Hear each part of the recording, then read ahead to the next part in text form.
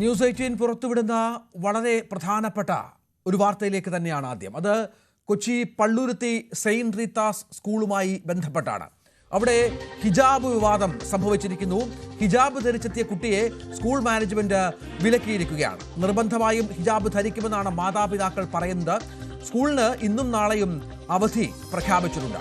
കുട്ടിയെ മാനസികമായി പീഡിപ്പിക്കുന്നുവെന്ന ആരോപണം രക്ഷിതാവ് മുന്നോട്ട് വെക്കുന്നുണ്ട്. മുഖ്യമന്ത്രിക്കും വിദ്യാഭ്യാസ മന്ത്രിക്കും പരാതിയും നൽകി. അതേസമയം സ്കൂൾ മാനേജ്മെന്റ് വളരെ വിശദമായി തന്നെ ഈ വിഷയത്തിൽ ഒരു കാര്യം വ്യക്തമാക്കിയിട്ടുണ്ട്. അവർ പറയുന്നത് കഴിഞ്ഞ ജൂൺ ജൂലൈ മാസത്തിലാണ് ഈ കുട്ടി സ്കൂളിൽ എത്തുന്നത്. അന്ന് ഒരു ദിവസം 2 ദിവസം ഹിജാബ് ധരിച്ചെത്തി. അതിനുശേഷം ഹിജാബ് ധരിച്ചെത്തുന്നത് ഇവിടെ ഭൂഷണമല്ല എന്നും മറ്റു കുട്ടികൾക്ക് ബുദ്ധിമുട്ടാണ് എന്നും സ്കൂൾ മാനേജ്മെന്റാണ് ഇതുമായി യൂണിഫോമുമായി ബന്ധപ്പെട്ട കാര്യങ്ങൾ തീരുമാനിക്കുന്നത് എന്നും മാനേജ്മെന്റ് വ്യക്തമാക്കുന്നു. തുടർന്ന് 4 മാസത്തോളം ഈ കുട്ടി ഹിജാബ് ധരിക്കാതെ വരികയാണ്. പിന്നീട് കഴിഞ്ഞ ചൊവ്വാഴ്ച മുതൽ വീണ്ടും സമാനമായ തരത്തിൽ ആരുടെയൊക്കെയോ പ്രേരണയാൽ ഈ കുട്ടി ആ തരത്തിൽ വീണ്ടും പ്രവർത്തിക്കുന്നു. തുടർന്ന് സ്കൂൾ മാനേജ്മെന്റ് കുട്ടിയെ വീണ്ടും വിലക്കുന്നു. അങ്ങനെ പാടില്ല എന്ന് പറയുന്നു.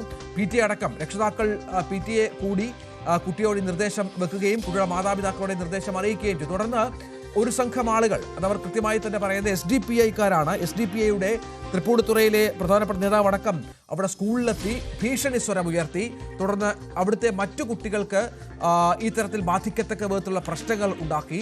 തുടർന്ന് ഈ ഭീഷണിയുടെ പുറത്ത് ഇന്നിപ്പോൾ 2 ദിവസത്തേക്ക് ഈ സ്കൂളിന് അവധി നൽകിയിരിക്കുകയാണ് എന്നുള്ള പ്രധാനപ്പെട്ട വിവരം കൂടിയാണ്.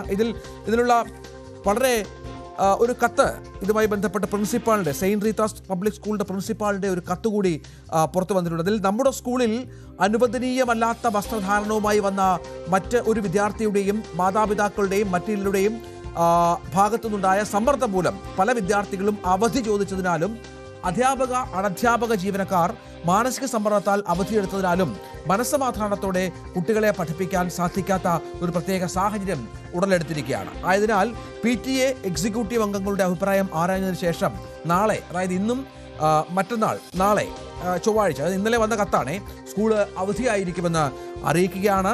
നമ്മുടെ രാജ്യം അനുവദിച്ചിട്ടുള്ള സ്വാതന്ത്ര്യം മാനേജ്മെന്റ് അവകാശത്തിലും ഇണങ്ങുന്ന രീതിയിൽ കുട്ടികൾക്ക് നല്ല വിദ്യാഭ്യാസം തുടർന്ന് നൽകുവാൻ ആകുമെന്ന് ശുഭാപ്തി വിശ്വാസമുണ്ട് എന്നാണ്. അതായത് ഈ തരത്തിലുള്ള ഭീഷണിയുടെ പുറത്താണ് 2 ദിവസം സ്കൂളിന് അവധി നൽകിയിരിക്കുന്നത് എന്നാണ് ഏറ്റവും പ്രധാനപ്പെട്ട വിവരമായി കത്തിലുള്ളത്. ആജ്ഞ രവീന്ദ്രൻ ഇതിന്റെ വിശദാംശങ്ങൾ തത്സമയം തന്നെ പങ്കുവെക്കുകയാണ്. ഞാൻ മനസ്സിലാക്കുന്നത് ആജ്ഞ ഈ സ്കൂളിൽ എത്തിയിട്ടുണ്ട്. അത് സ്കൂളിൻ്റെ പരിസരത്ത് ഉണ്ട് ആജ്ഞ. അവിടുത്തെ പ്രധാനപ്പെട്ട ആളുകളുമായി ആജ്ഞ സംസാരിക്കും. ഒപ്പം അവിടുത്തെ PTA പ്രസിഡന്റ് തത്സമയം നമ്മോടൊപ്പം ചേരും. നമുക്കാദ്യം ആജ്ഞയിലേക്ക് പോകാം. ആജ്ഞ, ഇന്നും നാളെയും അവധിയാണ് അല്ലേ? അവധി പ്രഖ്യാപിച്ചിരിക്കുന്നു.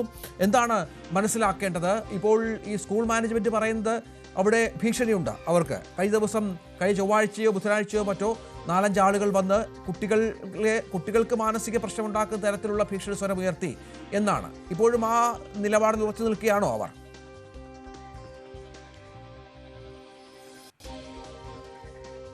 അതെ രഞ്ജിത്ത്, കാരണം ഇതൊരു ചെറിയ പ്രശ്നമായിരുന്നു എന്നാണ് ഈ സ്കൂൾ മാനേജ്മെന്റ് തന്നെ അറിയിക്കുന്നത്. അങ്ങനെയാണ് അത് ഈ കുട്ടിയെ സ്കൂളിൽ ചേർക്കുന്ന സമയത്ത് തന്നെ സ്കൂളിന്റെ ബൈലോ പ്രകാരമുള്ള കാര്യങ്ങൾ കുട്ടിയുടെ രക്ഷിതാക്കളോട് പറഞ്ഞിരുന്നതാണ്.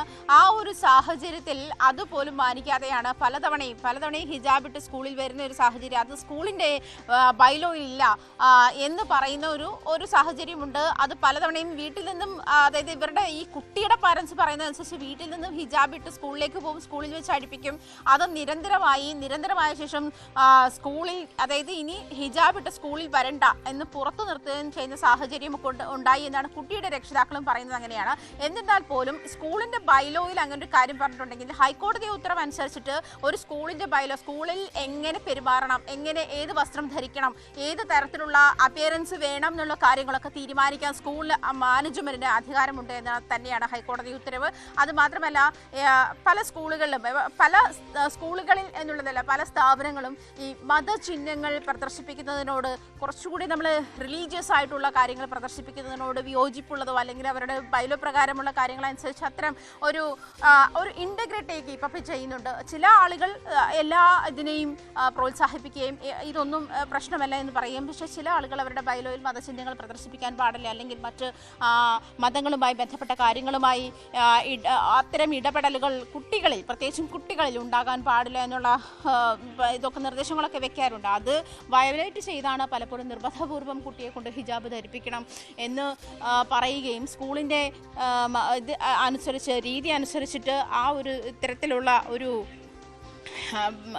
പെരുമാറ്റം അല്ലെങ്കിൽ അങ്ങനെ നിർബന്ധം പിടിച്ച് അത് നിർബന്ധം അങ്ങേയറ്റം എത്തിയപ്പോഴാണ് വീണ്ടും സംഘടനകൾ, മതസംഘടനകളൊക്കെ ഇടപെടുന്ന സാഹചര്യമൊക്കെ ഉണ്ടായത്. അത് സ്കൂളിൻ്റെ ഒരു നടത്തിപ്പിനെ തന്നെ സാരമായി ബാധിക്കുന്ന സാഹചര്യത്തിലേക്ക് വന്നപ്പോഴാണ് 2 ദിവസമായി അവധിയിലേക്ക് വന്നത്, അവധി പ്രഖ്യാപിക്കുന്ന ഒരു സാഹചര്യത്തിലേക്ക് വന്നത്. കാരണം കുട്ടികൾക്ക് സ്കൂളിൽ പഠിക്കാൻ പറ്റാത്ത സാഹചര്യം ഉണ്ടായി എന്ന് തന്നെയാണ് ഇപ്പോൾ സ്കൂളിന്റെ പരിസരത്താണുള്ളത്. ദൃശ്യങ്ങളിൽ കാണുന്നത് അവിടെ 2-3 ആളുകളുണ്ട്. സ്കൂളിൽ നിന്ന് പൂർണ്ണമായും അവധിയാണ്. ഈ വിവാദത്തിന്റെ പശ്ചാത്തലത്തിൽ മറ്റ് കുട്ടികളൊക്കെ ഭീതിയിലാണെന്നും അധ്യാപകരും അനധ്യാപകരും മറ്റും അവധി ആവശ്യപ്പെട്ടു. അവർക്ക് സ്കൂളിലേക്ക് വരാൻ പറ്റാത്ത സാഹചര്യമാണെന്നുമാണ് സ്കൂൾ മാനേജ്മെന്റ്, രക്ഷിതാക്കൾ, PTA ഒക്കെ അറിയിച്ചിരിക്കുന്നത്. എന്താണ് അവിടെ എത്തിയപ്പോൾ അവിടുത്തെ ഒരു സാഹചര്യം ആജ്ഞയ്ക്ക് മനസ്സിലാകുന്നത്? അവിടെ ആരെങ്കിലുമായി സംസാരിക്കാൻ പറ്റുന്നുണ്ടോ?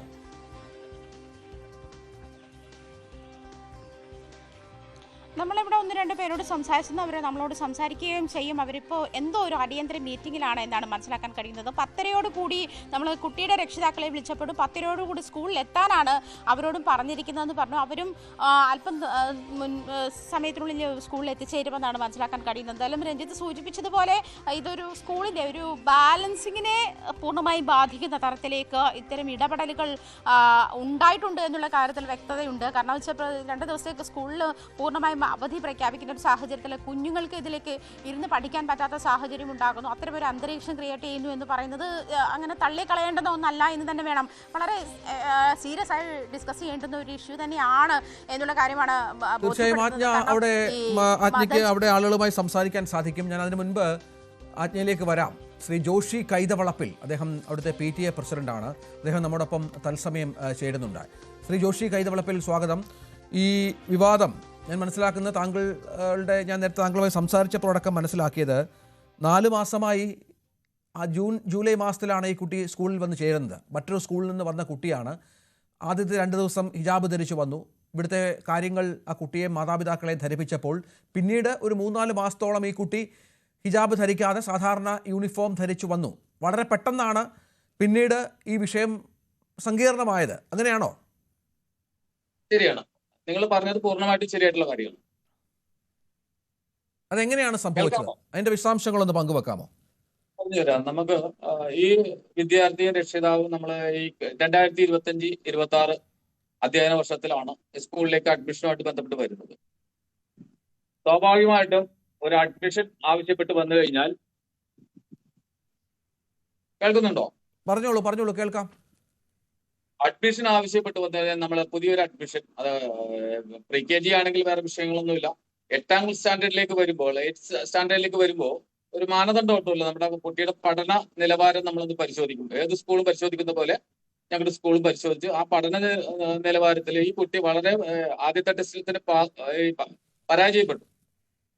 പരാജയപ്പെട്ടപ്പോൾ നമുക്ക് മനസ്സിലായി, സിമ്പിളായിട്ട് കൊടുത്ത ടെസ്റ്റ് പോലും പരാജയപ്പെടുമ്പോൾ ആ കുട്ടിയുടെ പഠന നിലവാരം എത്രത്തോളം ഉണ്ടെന്നുള്ളത് നമുക്ക് മനസ്സിലായി. പക്ഷെ ഞങ്ങൾ പാരന്റ്സിന് ഒരു വാക്ക് കൊടുത്തു, ഞങ്ങൾക്ക് ഇങ്ങനെയുള്ള കുട്ടികളെയാണ് ആവശ്യം. നന്നായിട്ട് പഠിക്കുന്ന, റാങ്ക് മേടിക്കുന്ന കുട്ടികളെ ഞങ്ങൾക്ക് ആവശ്യമില്ല. പക്ഷെ പിന്നോക്കം നിൽക്കുന്ന കുട്ടികളെ സെന്റ് റീത്താസ് പബ്ലിക് സ്കൂളിന് ആവശ്യമുണ്ട് എന്നുള്ള ഒരു മാനേജ്മെന്റിന്റെ തീരുമാനവും അത് PTA ഒരു സപ്പോർട്ടും കൂടെ അവരത് ഞങ്ങൾ എടുക്കുകയാണ്. ഈ കുട്ടിയെ എങ്ങനെയാ ഡെവലപ്പ് ചെയ്ത് കൊണ്ടുവരിക, നമ്മുടെ പൊതുസമൂഹത്തിലേക്ക് ഒരു നല്ല ഒരു ഏറ്റവും പിന്നോക്കം നിൽക്കുന്ന ഒരു ഈ പറയുന്ന പഠനത്തിൽ പിന്നോക്കം നിൽക്കുന്ന ഒരു കുട്ടിയെ ഞങ്ങളത് ഉന്നത നിലയിലേക്ക് ഉയർത്തി കൊണ്ടുവരാനായിട്ടുള്ള ഞങ്ങളുടെ ഭാഗത്തു നിന്നുള്ള ശ്രമത്തിന്റെ ഭാഗമായിട്ട് ആ കുട്ടിക്ക് അവിടെ അഡ്മിഷൻ കൊടുക്കുന്നു.